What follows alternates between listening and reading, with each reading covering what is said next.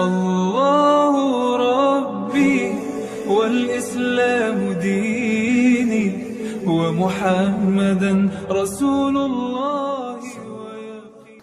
Innama yahsallaha min ibadihi al-ulama. Sesungguhnya orang yang paling takut kepada Allah dari sekian banyak hambanya itu adalah ulama. Kenapa? Karena dia telah mengenal akan rahasia Allah dan dia juga telah mengenal akan rahasia dirinya yang sudah wujud dan nyata pada dirinya tadi. Disitulah dia itu betul-betul Allah itu. Dia memandangnya bersama Allah, melihatnya dengan basirnya Allah, berkatanya dengan kalamnya Allah, bergerak dan diamnya dengan kudrat dan iradanya Allah itu. Itu ulama. Walaupun sulit kita mencarinya Bapak Ibu, seperti kita mencari mutiara yang berserakan, yang berceceran di gurun Sahara, di gurun pasir, namun dia itu ada.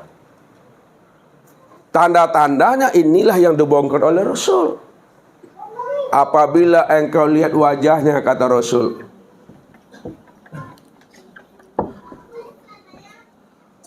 mengingatkan akan dirimu itu kepada Allah.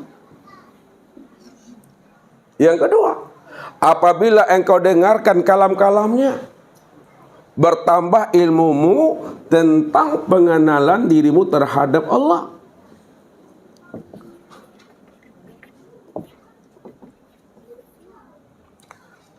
Dan apabila engkau lihat sifatnya, kelakuannya, mengingatkan engkau mempersiapkan amal dan bekal untuk menghadapi namanya kematian.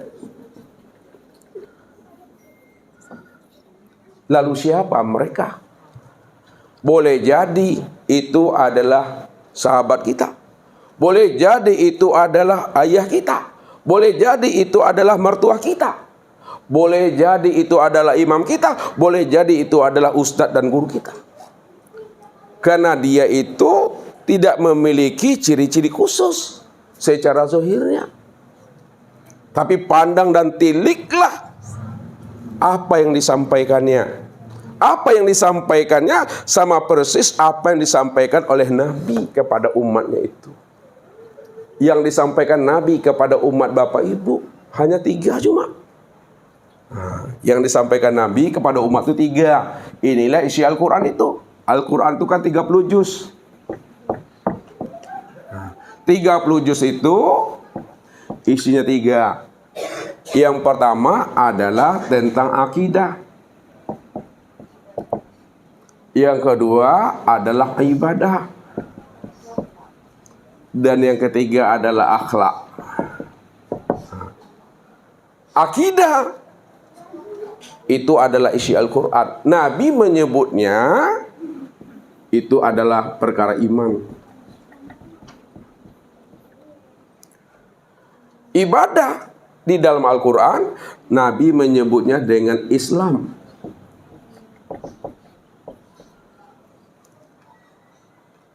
Akhlak di dalam Al-Quran, Nabi menghantarkannya dengan ihsan.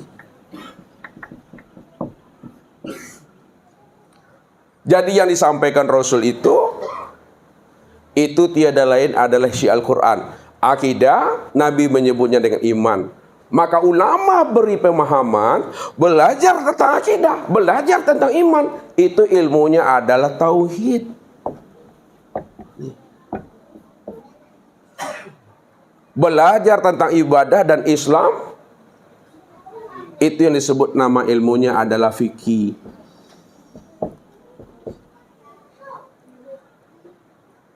Belajar tentang akhlak dan ihsan, itu ilmunya disebut tasawuf. Lalu bagaimana pemakaiannya pada diri? Ilmu fikih itu pemakaiannya itu kelihatan pada tubuh jasmani. Jadi supaya tubuh kita ini bagus, elok, rancak dia, berilah dia pakaian batang tubuh. Itu adalah fikih.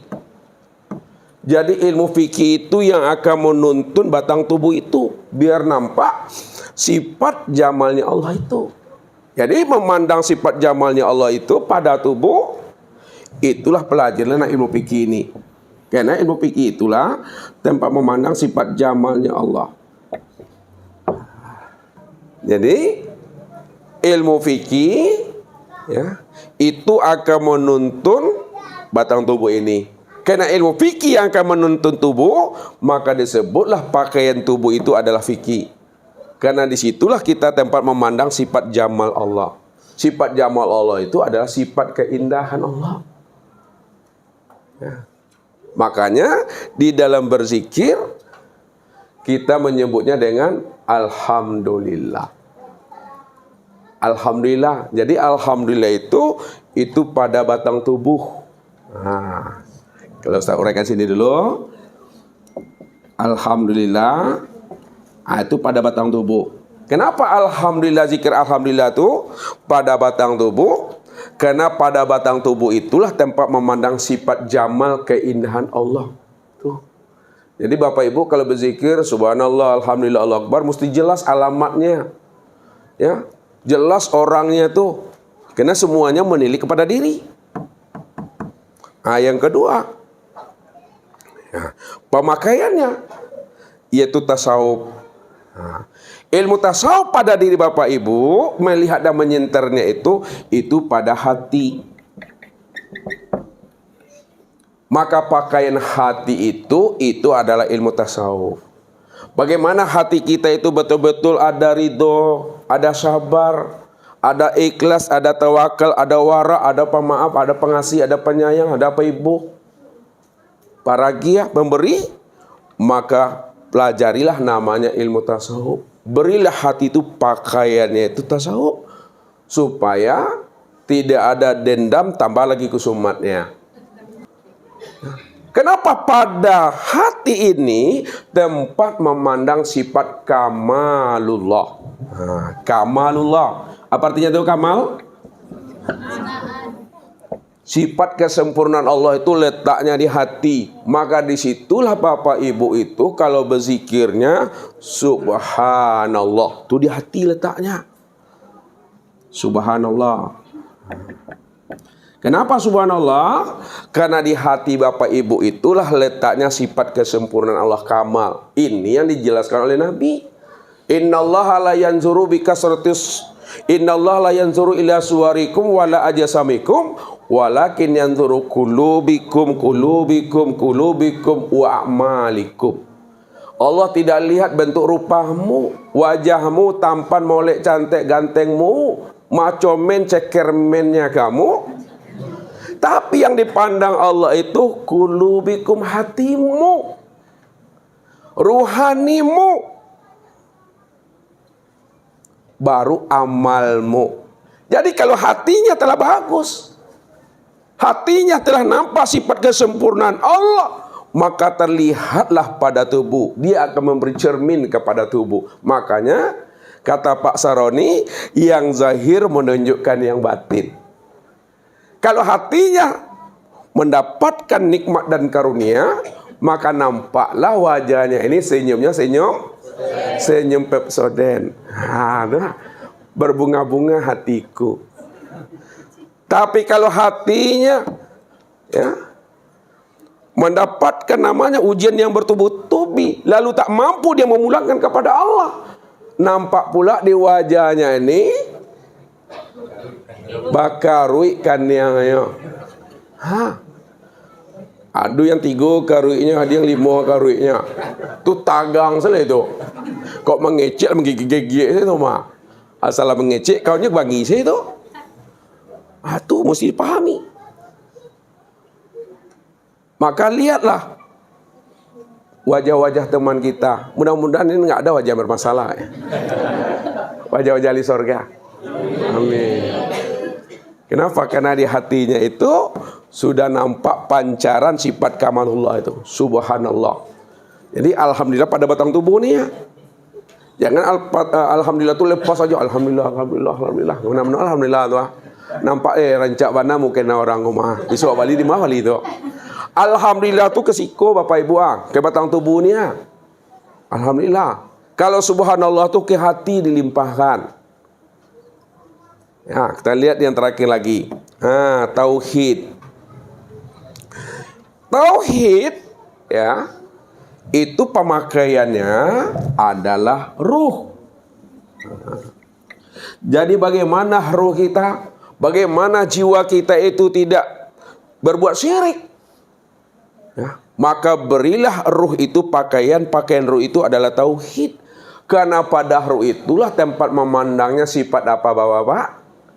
Sifat apa Pak? Memandang pada ruh ini terdapat sifat apa nih? Sifat apanya Allah? Sifat apa Pak? Basar Allah. Benar salahnya. Benar salahnya. Coba bantu. Pada ruh itulah tempat memandang sifat apanya Allah? Sifat jalalullah. Sifat jalal. Kebesaran Allah. Maka disitulah wajib kita itu menyebutnya dengan Allahu Akbar. Allahu Akbar. Jadi jalalullah itu nampak pada ruh. Kalau tidak ada ruh ini lagi di batang tubuh, anak ado jalal di situ. Allah bakal peduang tuh mak. Itu yang inna lillahi wa inna ilaihi raji'un tadi. Kenapa pada diri semuanya? Karena diri Bapak Ibu inilah kesempurnaan tempat memandang nyatanya wujud Allah tuh. Makanya tilitlah ke dalam diri. Senter ke dalam diri. Siapa yang mau menyentar dan menilik ke dalam diri, rupanya diri Bapak Ibu itu adalah rahasia dirinya Allah. Itu yang dikatakan oleh Nabi, al-insanu siri wasiri sifati wasifati la ghairi. Insan itu adalah rahasiaku, rahasiaku itu adalah sifatku, sifatku itu tiada lain aku. Itu maksudnya insan itu tiada lain adalah Allah, aku tuh. Maka memuji tetap kepada diri ini. Karena diri inilah tempat nyatanya memandang dirinya Allah. Disitulah disebut rahasia diri Allah Bapak Ibu itu. Karena nyatanya zat Allah, nyatanya sifat Allah, nyatanya asma Allah, dan nyatanya af'al Allah. Itu yang disebut wujudullah. Ini wujudullah namanya nih. Nyatanya wujud Allah. Rahasia Allah. Ini yang disampaikan oleh Nabi. Dan ini pula lah yang disampaikan oleh al-ulama warasatul anbiya. Itu cuma tandanya. Makanya ketika kita telah menemui ulama warasatul anbiya, sau ilmunya Bapak Ibu, kuras ilmunya, ambil ilmunya, walaupun kita datang menemuinya dengan jalan merangkak, karena dia yang nanti menunjuki kita bagaimana Bapak Ibu itu bisa berjumpa dengan mursyid Rabbaniyani. Dia yang akan menghantarkan kepada kita. Kenapa dia menghantarkan? Karena dia telah tahu mursyid Rabbaniyah lah jalan yang paling mudah, jalan yang paling cepat, jalan yang paling dekat untuk bisa kita liqo dengan Allah. Ini yang Allah maksudkan itu. Wa'lamu anna fikum Rasulullah, bahwa ketahuilah olehmu di dalam dirimu itu adalah Rasul Allah. Yang menunjukkan di dalam diri kita itu adalah Rasulullah. Ini yang mursyid ruhaniyah. Ini yang katakan ulama. Mana yang Rasul Allah itu yang dijelaskan oleh ulama tadi itu, ini yang dimaksud namanya dengan ruh. Nah ayatnya, wa'lamu anna fikum Rasulullah, ketahuilah olehmu bahwa di dalam dirimu itu ada Rasul Allah. Yang Rasul Allah itu yang ditunjuk oleh ulama tadi, itulah ruh. Siapa ruh itu? Ruh itulah yang disebut namanya dengan hayat. Ruh itu yang disebut namanya hayat. Itu yang hidup tuh. Makanya kadang kala kita mencari syahayat yang hidup di dalam diri. Namun tanpa kita sadari, setiap detik, setiap saat kita ini bernapas. Siapa yang keluar masuk itu? Itu yang syahayat itu sebenarnya. Ada tahu Bapak Ibu yang ruh itu yang syahayat? Tilik lagi ke dalam, bahwa di dalam hayat masih ada diri itu. Di dalam hayat itu adalah Nur Muhammad.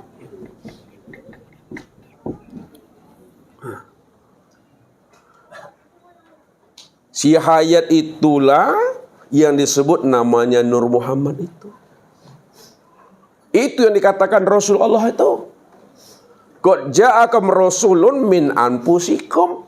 Telah datang kepada kamu seorang rasul dari dalam dirimu sendiri. Seorang rasul yang datang pada dirimu itu Nur Muhammad. Nur Muhammad itu yang si hayat yang roh. Ruh itu pada batang tubuh Bapak Ibu disebut namanya dengan nyawa. Nyawa, nyata wujud Allah. Nyata wujud Allah. Ketika keluar masuk dia disebut namanya dengan napas. Dia. Maka napas itu yang disebut namanya ruh. Ruh itu ada berapa hurufnya itu Bapak Ibu? Roh, apa lagi? Wah, apa lagi? Ini bukan ilmu otak-atik nih. Bukan ilmu cocok logi, ini ilmu hikmah. Kullu ayatin wa harfin wa nuqtatin minal Qur'an hikmah. Setiap ayat, setiap huruf, setiap titik dari Al-Qur'an itu ada rahasianya.